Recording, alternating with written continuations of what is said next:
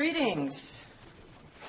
My name is Karen Engle, and this is Dan Brinks, and we're co-directors of the Bernard and Audrey Rapoport Center for Human Rights and Justice. And it's our pleasure to welcome you to our 12th annual conference. The Rapoport Center is an interdisciplinary center at the University of Texas, housed here at the School of Law. At the intersection of academia and advocacy, our mission is to serve as a focal point for critical interdisciplinary analysis and practice of human rights and social justice. We were founded in 2004 with a generous grant from the Bernard and Audrey Rapoport Foundation in Waco, Texas. Our work has long been influenced by both Bernard, or B, as his friends called him, and Audrey, and their passions for a just world. And I want to pause for a moment to remember them today, especially as Audrey passed away at the age of 92 this past Monday. She was long committed to women's rights, especially women's reproductive rights, and we're honored to host a competition every year for the Audrey Rapoport Prize for Scholarship on Gender and Human Rights. Audrey passed away exactly 4 years after B died. And though B is not with us physically today, we hope you will see his legacy in this conference on inequality and human rights. Because one of B's favorite statements, which many of you undoubtedly heard, some of you maybe even heard it in this very room, was, quote, "When too few have too much and too many have too little, we do not have a sustainable society." I don't know when B began to make that statement. If you Google, you'll find it. He made it often. But he definitely was talking about inequality before the issue had gained the mainstream attention it now has. Our conference this year is the first in an ambitious 5-year project we've embarked upon to study and rethink the global human rights movement for the 21st century, because we like to take on small challenges, with a particular focus on the relationship between economic inequality and human rights. While in future years, we'll hone in on issues like natural resource governance and labor, and we hope to see many of you back here for conversations on those themes. This year, we're asking larger, more conceptual issues about various aspects of the relationship between human rights and inequality, and then pursuing them in a variety of specific local and global contexts. We began to ask some of these questions through a speaker series this past fall that a number of you attended and some even spoke at. In a moment, we'll tell you a bit about how the conference was conceptualized and organized thematically, sharing some initial thoughts we have on inequality and human rights. But first, we want to thank a number of people without whom we would not be here today. So first, I'd like you all to wave. I'd like to recognize Julia Dem, who is the postdoctoral fellow at the Rapoport Center for this project on inequality and human rights. Julia has been behind much of the conference's conception and organization. She's also working on the natural resources component of the project, and will be speaking about her own work on one of the panels tomorrow. She'll also be co-moderating the panel directly after the first one this evening. Also, Sarah Klein, who is an administrative associate at the Rapoport Center, and as participants know, has been behind all the logistics of getting them here, housing them, feeding them, and moving them about. Sarah worked for the Rapoport Center from 2006 to 2011, so some old-timers might recognize her. And she came back with us this year, and we're delighted to have her back. Billy Chandler, sitting between them, our assistant director, who has been with us from the beginning on this project, including helping draft the grant that has made it possible. And he's also been involved in much of the logistics of the conference, as many of you know. I'd also like to recognize, and I don't know if they're all in the room, but Rapoport Center scholars, so law students who work with us and have worked a lot on this project. Samantha Chamings, if you're here, just wave. Maret Getabecha, Helen Kerwin, and Safa Pira, as they're all out doing work. as well as undergraduate interns Selma Chang and Alex Tinkovsky.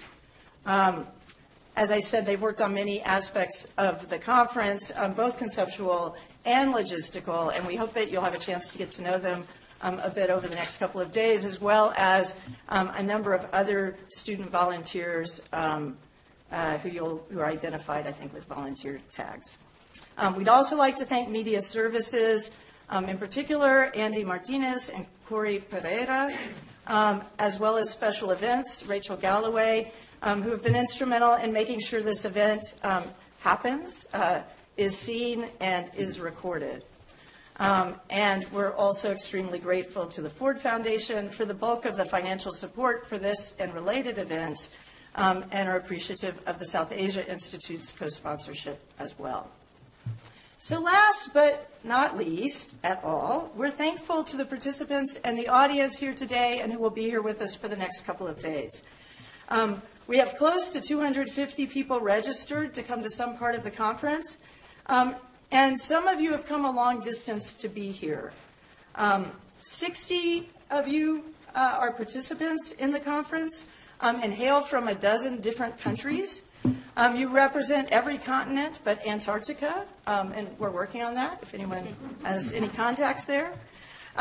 Participants also come from multiple disciplines within law, domestic and domestic and international fields, as well as from the fields of economics, government, international relations, philosophy, history, English, urban studies, sociology, social work, and medicine. And I'm sure I'm leaving some out.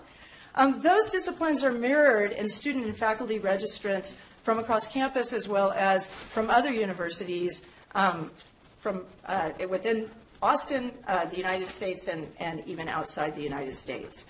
And you'll see that most of the speakers you'll hear from over the next couple of days wear activist and advocate hats, full or part-time. And so we're also glad to see that there are a number of audience members from local grassroots and advocacy organizations in Austin.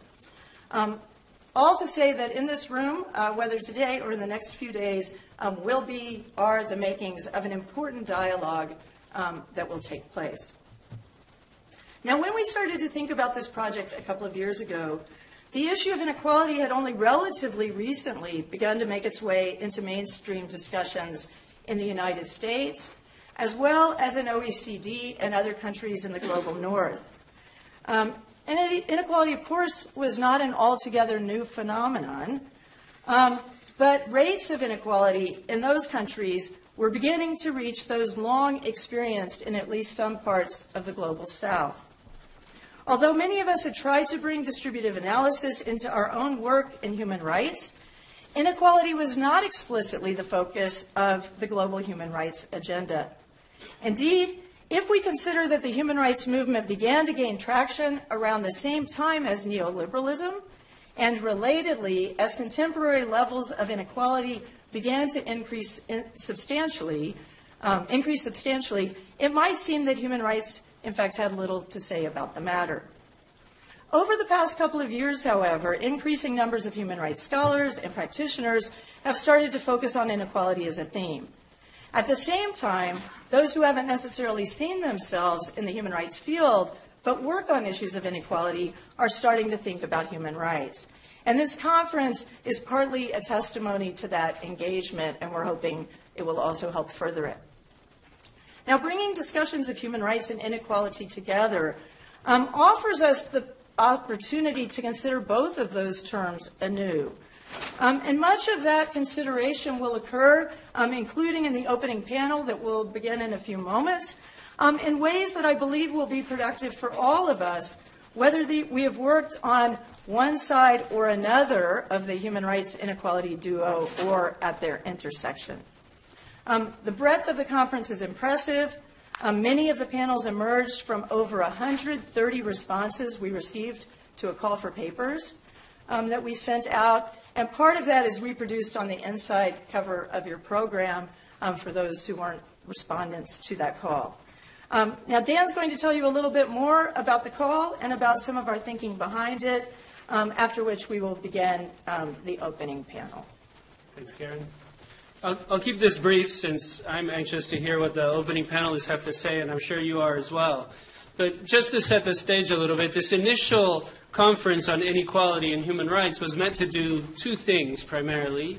First, we wanted you to help us think about the relationship between inequality and human rights at a fairly general, more abstract level. What are the issues? What should we be thinking about? What has the relationship between inequality and human rights looked like historically? What should it look like in the future? Second, we wanted the conference to serve as a survey, in a way, of the work that's already being done on human rights and inequality, often by very disparate people, even people who don't think of themselves as human rights people. And we wanted, as a part of the conference, as a result of the conference, to begin and engage in a global human rights conversation, a truly global one, about the relationship between human rights and inequality, and about how we should address the persistent and in some ways increasingly acute problems that create and are produced by inequality. The results of our appeal to the global academic and activist community, are reflected in the breadth of this conference. We truly had an impressive response. The 36 papers that will be presented, as Karen mentioned, are taken from over 130 proposals that we got. They cover areas ranging from traditional concerns of social and economic rights, lawyers like food and health and reproductive rights, to less traditional concerns like debt and taxation and sovereign wealth funds. We will close on Saturday with panels that examine the ways in which seemingly neutral mechanisms for making decisions and apportioning opportunity, mechanisms like expertise and merit, like education and migration, how these mechanisms are also implicated in producing inequality. Clearly, this conference shows that there is a wide and a deep interest in something that has to do with human rights and inequality. Why do we care, though? Why all this attention to inequality in so many different contexts? The reality is that persistent inequalities directly affect human rights. They powerfully determine who is in a position to avoid harm and who will reap profits from human rights violations. Inequality affects the ways in which norms, including human rights norms, are produced, how they are enforced. It affects the ability of groups to make demands and the response to those demands. Moreover, inequality is not a natural, pre-political sort of phenomenon. Inequality doesn't grow organically from neutral soil. The legal structures that govern human activity, including those relating to human rights, but also those that govern economic, social, and political activity more generally, are implicated in the production of inequality. International human rights law has long sought to promote equality by prohibiting discrimination on the basis of some ascriptive characteristics like race, ethnicity, religion, gender, sexuality, age.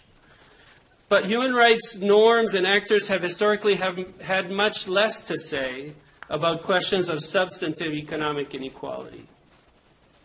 Economic concerns have primarily entered the human rights arena through a focus on reducing poverty and privation, deploying social and economic rights, the right to development, and the requirement that development projects pay attention to civil and political rights. But many of these approaches do little more than tinker around the edge of broad structural inequalities, and they often focus on economic growth or its absence without thinking about the distributive consequences of development. A human rights-informed focus on economic inequality might therefore call for attention to more than just poverty elimination, more than the reduction of deprivation. It might require us to consider the distribution of wealth, income, and access to resources, to look at the structural causes of impoverishment. What, if anything, should human rights have to say about the distributional consequences of globalized markets? How should human rights inform international and national policy choices around issues such as natural resource governance, labor, social protection, sovereign and personal debt, austerity, taxation? might, in short, human rights approaches provide useful tools for addressing economic inequality? And can we address and adjust these approaches if we find that they ignore or even exacerbate inequality? Clearly, many of you have been thinking about these issues as well.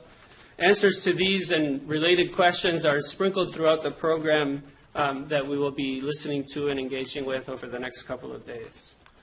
So let the conversation begin. Karen?